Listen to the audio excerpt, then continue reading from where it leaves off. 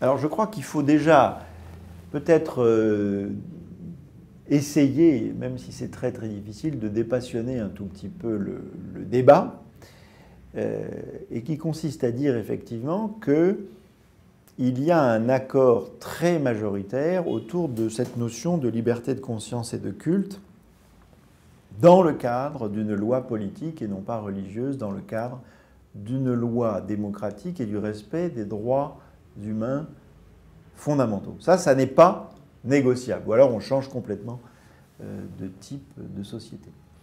Donc une fois qu'on s'est mis d'accord sur vraiment la signification des grands principes de la laïcité, eh bien, je crois qu'une fois de plus, la solution est largement de l'ordre de l'éducation.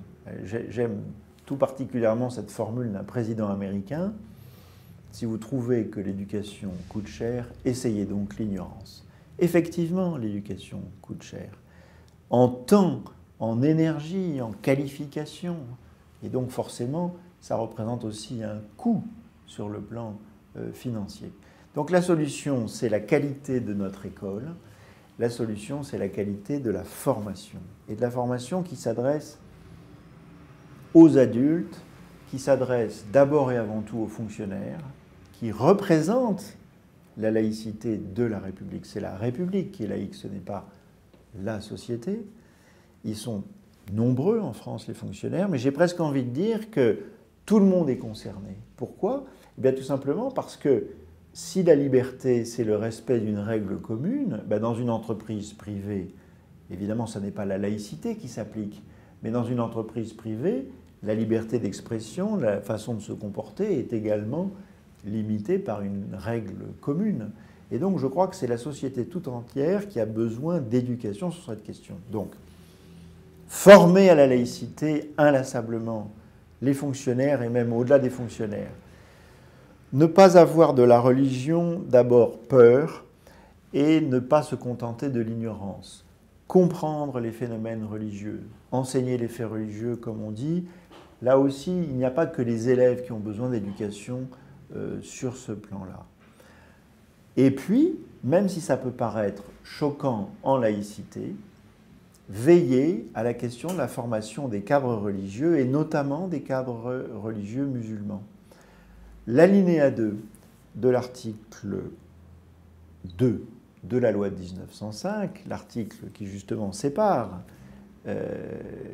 l'État et les cultes, dit que toutefois pourront être conservés les budgets publics qui existaient pour les cultes, tout simplement pour les aumôneries, notamment hospitalières ou pénitentiaires, au nom justement du respect de la liberté de conscience et de culte pour ceux qui, n'ayant pas leur liberté de corps, soit qu'ils soient malades ou prisonniers, que sais-je.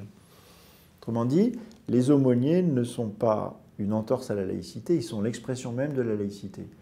Et donc, comme il y a effectivement un grand besoin d'aumôniers musulmans et que pour être un aumônier, pour entrer dans un hôpital ou dans un établissement pénitentiaire, il faut l'agrément de l'administration, eh bien, c'est la raison pour laquelle des diplômes universitaires ont été conçus et rendus obligatoires pour tous les futurs aumôniers qui souhaitent être rémunérés, ont été conçus pour donner donc une formation à la fois sur l'histoire de France, sur le droit des cultes et aussi un petit peu de science des religions.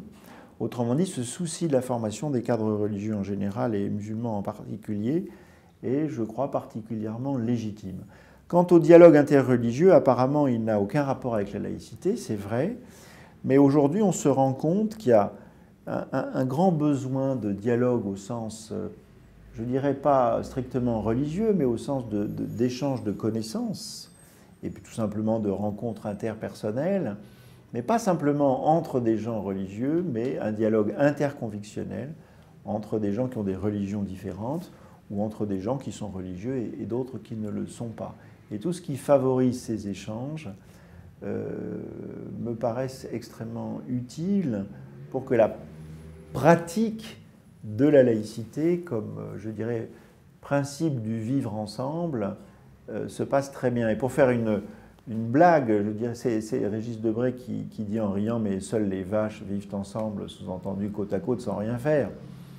Je crois que vivre ensemble, ça veut dire essentiellement partager effectivement un espace citoyen commun et puis partager précisément des principes qui sont ceux que nous avons évoqués.